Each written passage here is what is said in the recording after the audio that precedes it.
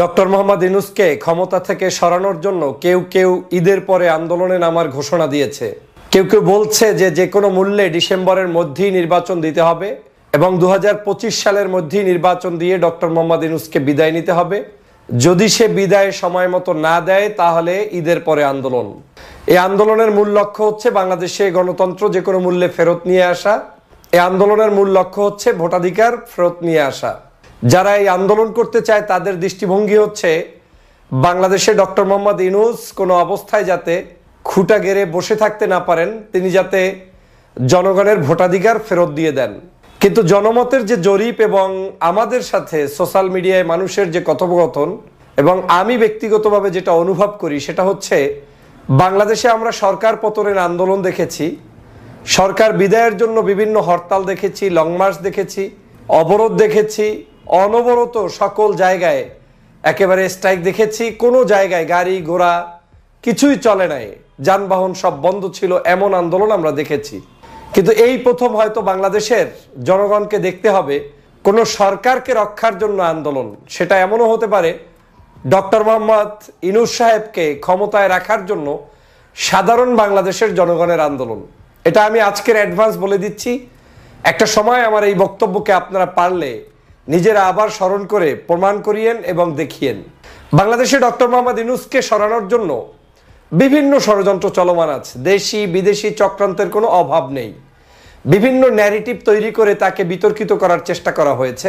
এই সরকার ক্ষমতায় আসার পর থেকে যে কোনো মূল্যে এই সরকার জানে বিদায় নিতে পারে তার ব্যবস্থা পার্শ্ববর্তী দেশ করেছে।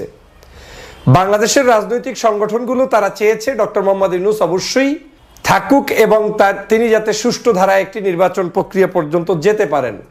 কিন্তু ডক্টর মোহাম্মদ ইউনূস সাহেবের এই নির্বাচন প্রক্রিয়ায় যেতে পারেন এটা রাজনৈতিক দল চাইলেও বর্তমান সময়ে অনেক রাজনৈতিক দল বা কেউ কেউ মনে করেন যে ডক্টর মোহাম্মদ ইউনূসকে লম্বা সময়ে রাখার সুযোগ নেই, সংস্কার প্রক্রিয়াগুলো একেবারে চূড়ান্তভাবে খুব বেশি প্রয়োজন নেই, বেসিক কিছু সংস্কার করে দ্রুত নির্বাচন দিতে পারলেই অনেকে হাঁপ ছেড়ে বাঁচতে পারেন এবং সে কারণেই আন্দোলনের ঘোষণা আসছে।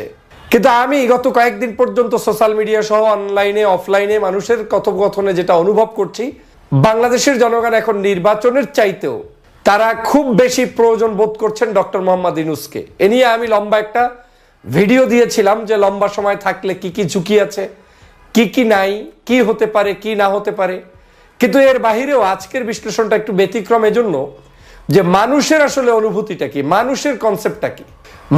যেই মানুষ নির্বাচনের জন্য গত 16 বছর লড়াই করেছে, যেই মানুষ নির্বাচনের জন্য জীবন দিয়েছে, যেই মানুষ আওয়ামী হাসিনার সকল ফ্যাসিজমের বিরুদ্ধে লড়াই করেছে, সংগ্রাম করেছে ভোটাধিকারের জন্য, ঠিক একই মানুষ বাংলাদেশের হঠাৎ করে তাদের কি হলো যে বাংলাদেশে ডক্টর মোহাম্মদ ইউনূসকে যদি আপনি ক্ষমতা থেকে নামাইতে চান আপনার বিরুদ্ধেই তারা আন্দোলন করবে এবং সেই আন্দোলনটা একজন দুইজনে করবে না, সংখ্যাগরিষ্ঠ জনগণই ডক্টর মোহাম্মদ ইউনূসের পক্ষে রাস্তায় দাঁড়িয়ে মিছিল করতে পারে, হরতাল করতে পারে, অবরোধ করতে পারে, তাকে ক্ষমতায় রাখার জন্য তারা যা যা করণীয় সবকিছু করতে পারে বলে আমার কাছে ইদানিং মনে হচ্ছে।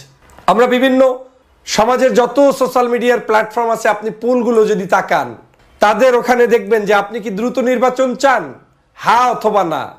ম্যাক্সিমাম মানুষ সেখানে ভোট দিচ্ছে 90%, 98%, 95%, 80% লোক যে না আমরা এখনই ভোট চাই না।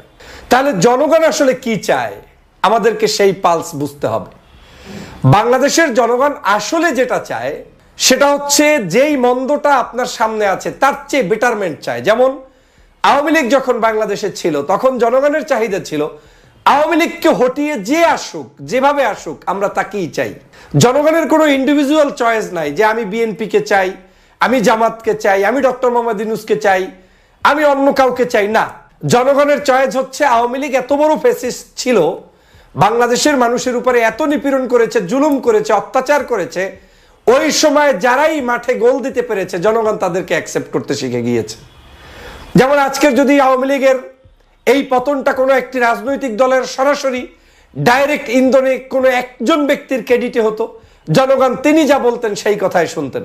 কিন্তু এই আন্দোলনটা যেহেতু একটু ভিন্ন রোডম্যাপে হয়েছে, যদিও সকল রাজনৈতিক দলের সংগঠনের ব্যাকআপ রয়েছে, সাহায্য রয়েছে, সব ঠিক আছে, কিন্তু ফরম্যাটটা ভিন্ন হয়ে গিয়েছে। ছাত্র জনতার বিপ্লব হয়েছে, সবাই মিলে একটি সংমিশ্রিত পদ্ধতিতে এটা আবিষ্কার হয়েছে এবং এটা ইতিহাসের পাতায় নতুন হিস্ট্রি হিসেবে লিখিত থাকবে। এটার পূর্বের কারোর সাথে মিল থাকবে না। এই আন্দোলনের প্যাটার্নটা 53 বছরে কোনোদিন হয়নি। সে কারণে আজকের মানুষের চাহিদারও পরিবর্তন হয়ে গিয়েছে। কিন্তু আমরা যারা রাজনীতি করছি আমরা সেই চাহিদাটা অনুভব করতে পারছি না। আমরা এখনো ওল্ড প্যাটার্ন নিয়ে ভাবছি আমাকে আন্দোলন করতে হবে, আমরা ঈদের পরেই আন্দোলন করব, আমরা এই সরকারকে সময় দিতে চাই এতটুকু। আমরা ভাবছি যে আমরা এই পদ্ধতিতে আগালেই হয়তো আমি জনগণের সমর্থন পাবো না। জনগণ আমাদের এই সকল থ্রেট, এই সকল আজগুবি বিভিন্ন মন্তব্য বক্তব্য এগুলো সমর্থন করে না। হ্যাঁ, কিছু মানুষ আপনার সামনে বসে করছে, যেই মানুষগুলোর গ্রাউন্ডে কোনো পিপল নাই, যেই মানুষগুলো হয়তো আপনার কাছে চাঁদাবাজির জন্য, সন্ত্রাসীর জন্য, বিশেষ কিছু পাওয়ার জন্য, বিশেষ লোভ লালসার জন্য তারা লড়াই করছে, সংগ্রাম করছে। একটা সময় সে এমপি হবে, মন্ত্রী হবে, কমিশনার হবে, বিভিন্ন পোস্টে নিয়োগ পাবে, এই কিছু মানুষ। কিন্তু এগুলো দিয়ে সাধারণ মানুষকে আপনি রিপ্রেজেন্ট করতে পারবেন না। সে কারণেই বলছি ঈদের পরে আন্দোলন, এই আন্দোলনটা একদিকে হতে পারে ডক্টর মোহাম্মদ ইউনূসের বিরুদ্ধে আন্দোলন, কিন্তু অন্যদিকে এটাও হতে পারে ঈদের পরের আন্দোলন জনগণ ঐক্যবদ্ধভাবে ইউনূস রক্ষার আন্দোলন করতে পারে। এবং এটা আমি আগাম সংকেত দিয়ে রাখলাম, বাংলাদেশে অপেক্ষা করেন, এটাই ঘটবে। ডক্টর মোহাম্মদ ইউনূসকে যে যত বেশি দ্রুত নামাতে চাবেন সে তত বেশি রাজনীতিতে ফল করবেন, রাজনীতিতে আপনি তত বেশি কাঁচা থাকবেন, জনগণের কাছ থেকে তত বেশি ছিটকে পড়বেন। সিদ্ধান্ত আপনার। কিন্তু আমি এটা বিশ্বাস করি না যে ডক্টর মোহাম্মদ ইউনূস সাহেব দীর্ঘদিন পর্যন্ত থাকার জন্য একেবারে মরিয়া হয়ে উঠে পড়ে লেগেছেন, মোটেও না। আমি এখনো কনফিডেন্টলি বলছি ডিসেম্বর থেকে জুন পর্যন্ত যে কোনো সময়ের মধ্যেই নির্বাচন হতে পারে, সর্বোচ্চ জুন হতে পারে। যদিও আমি জুনের জায়গায় জুলাই আগস্ট হলেও আমার কোনো আপত্তি নেই। কিন্তু আমি বলছি যারা এই আন্দোলনের চিন্তা করছেন, আপনারা আন্দোলন না করে ফ্রি মুডে ডক্টর মোহাম্মদ ইউনূসকে তার কমিটমেন্ট পর্যন্ত কাজ করার সুযোগ দিলে আপনার আন্দোলন ছাড়াই ক্ষমতায় যাওয়ার রাস্তা ক্লিয়ার হবে, বাংলাদেশের রাজনীতিতে মানুষের ভালোবাসা পেতে সহজ হবে। কিন্তু কেউ যদি এইটাকে বাড়াবাড়ির চিন্তায় নিয়ে যান যে ডিসেম্বরেই আমার মিছিল নিয়ে নামতে হবে, ডক্টর ইউনূসকে ক্ষমতা থেকে হটাতে হবে, এতে রাজনীতিতে এমনও হতে পারে জনপ্রিয় ব্যক্তিরাও অনেক সময় জনরোষের শিকার হয়ে পরাজিত হওয়ার সম্ভাবনা থাকবে। এমনও হতে পারে সরকার আপনাদের উপরে রাগান্বিত হয়ে দ্রুত সময়ের মধ্যে একটি নির্বাচন দিয়ে দিল, রাগ ঢাক ছাড়াই একেবারে নির্বাচন পদ্ধতিতে চলে আসলো। জনগণ তখন সিদ্ধান্ত নিবে যে আমরা একটা জিনিস চেয়েছি, ডক্টর মোহাম্মদ ইউনূস একটু স্বাধীন মতো থাকুক, কিন্তু আপনারা দিলেন না, ঠিক আছে তাহলে আপনাকে আমি ভোট দিব না। কে ঠেকায় দেখা যাবে। এই যে ভোটের রাজনীতিতেও আমাদেরকে সেই কৌশল রপ্ত করা ছাড়া বাংলাদেশে আপনি রাজনীতিতে টিকতে পারবেন না।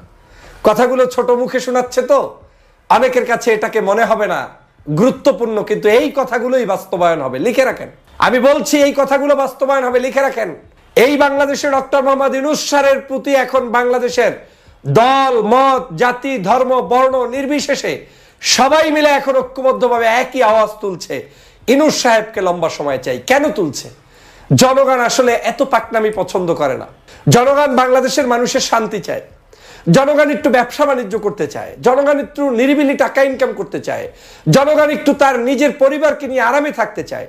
এই যে নিরবিচ্ছিন্নভাবে একটি ঈদ কেটে গেল, কোনো হুর হাঙ্গামা নেই, কোনো অতিরঞ্জিত বক্তব্য নেই, উপদেষ্টাদের কোনো চাটামি নেই, মন্ত্রীদের কোনো গাল গল্প নেই, সবকিছুর ঊর্ধ্বে উঠে একটি নিরবিচ্ছিন্ন ঈদ বাংলাদেশের ইতিহাসে কবে দেখেছেন? নিরবিচ্ছিন্নভাবে ডক্টর মোহাম্মদ ইউনূস সমগ্র গ্লোবালি আজকে তিনি সমগ্র রাষ্ট্রগুলোকে এখন নিয়ন্ত্রণে নিয়ে আসছেন। কি বলেন চীন, কি বলেন পাকিস্তান, কি বলেন আমেরিকা, কি বলেন ভারত, সব এখন আপনার ডক্টর মোহাম্মদ ইউনূসের হাতে একেবারে সুন্দর মতো চলে এসেছে। এর অর্থটাই দাঁড়াচ্ছে একটা গুড লিডারশিপ। আমাদেরকে ধৈর্য ধরতে হবে, আমাদের পথ চলতে হলে কৌশলী হতে হবে, আমাদের কার্যক্রম করতে হলে এমন কিছু করতে হবে যেই কার্যক্রমের মধ্য দিয়ে জনতাও আপনার পক্ষে থাকবে, সরকারও আপনার পক্ষে থাকবে। কিন্তু আপনারা কেন এগুলো করছেন? ফাঁদে পড়েছেন। ফাঁদটা কেমন? শিখানো ফাঁদ। আপনারা জানেন মালদ্বীপের রাষ্ট্রপ্রধান মুইজ্জুকে সরানোর জন্য সেখানে প্রায় কোটি কোটি ডলার তারা ইনভেস্ট করেছে। ইনভেস্ট করে সেখানে তাকে ক্ষমতা থেকে নামানোর জন্য বিরোধী দলের এমপি টেমপি যারা ছিল তাদের কাছে তারা বিভিন্ন ধরনের প্রলোভন দেখিয়েছে, সেই প্রলোভন দেখিয়ে তারা ব্যর্থ হয়েছে। 40 জন বা 50 জনের মতো একজন এমপিদেরকে বিভিন্ন টাকা পয়সা দিয়ে তারা সেখানে বিভিন্নভাবে তার বিরুদ্ধে আন্দোলন করতে চেয়েছিল, কিন্তু তারা ব্যর্থ হয়েছে। বাংলাদেশের বিরুদ্ধে কিন্তু পার্শ্ববর্তী দেশ বসে থাকবে না, কৌশলে কাজ করছে। রাজনৈতিক দলগুলোকে বুঝিয়ে দেওয়া হয়, তুমি ক্ষমতায় আসবে না, দ্রুত নির্বাচন চাও, তুমি যদি না চাও তোমাকে এখান থেকে মাইনাস করা হবে, অমুকে অমুককে মাইনাস করবে, তমুকে তমুককে মাইনাস করবে। এই ধরনের আজগুবি মন্তব্য বক্তব্য দিয়ে আপনাকে ভ্যানিশ করার প্ল্যানে তারা নেমেছে। এবং এমনও হতে পারে বিশেষ বিশেষ কিছু ব্যক্তিকে, বিশেষ না, টার্গেট ভিত্তিক কিছু মানুষকে অবশ্যই অঢেল টাকা পয়সা দিবে। ওই টাকা পয়সা দিয়ে, ডলার দিয়ে আপনার ভোকালকে ব্যবহার করবে। আমাদের মনে রাখতে হবে, মন্দের ভালোতে আমাকে কাজ করতে হবে। বাংলাদেশের মানুষ হচ্ছে মন্দের ভালো পছন্দ করে। শেখ হাসিনা যখন বাংলাদেশ থেকে বিদায় নিয়েছে, বিদায়ের পরে জনগণ ডক্টর মোহাম্মদ ইউনূসকে পেয়েছে। যখন দেখেছে ইউনূস সাহেব খুব একটা ভালো নেতৃত্ব দিতে পারছে না, চুরি ডাকাতি থামছে না, বিভিন্ন জায়গায় হুরহাঙ্গামা, মানুষ কিন্তু সমালোচনা করেছে। আবার যেই দেখেছে ডক্টর মোহাম্মদ ইউনূস সাহেব মোটামুটি সব গুছিয়ে নিয়ে এসেছে, জনগণ একটা স্বস্তি পেয়েছে। জনগণের এখন একটাই কথা, আমার এত